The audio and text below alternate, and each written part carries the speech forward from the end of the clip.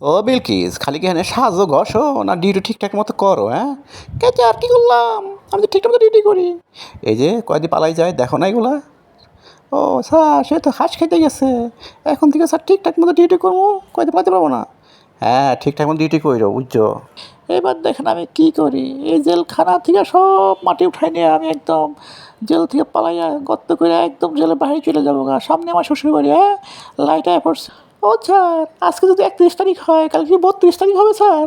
একটু দোলো দোলো দোলনি, রাঙা মাথায় চিরনি, আমি এখন সবারে ফাঁকি দিয়া আশা করছি। স্যার, আজকে একটা সুন্দর টিভি দিব, একদিনে সুন্দর টিভি দিতে পারি না?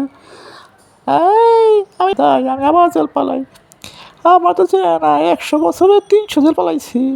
এবার আমি একদম এই দেশের অন্য যাবো গা। এই যে আশা করছি আমি বাইচে গেছি, আমার আর আটকায় কাটা। দেখো বিলকিস, তোমার জন্য কি সুন্দর একটা টিভি আনছি। হ্যাঁ স্যার, হ্যাঁ, আই লাভ ইউ স্যার। আপনারা চিনতে পারছেন? দেখো বিলকিস, তোমার জন্য কি সুন্দর টিভি আনছি। টিভি আমার সাথে কথা বলে, হ্যাঁ।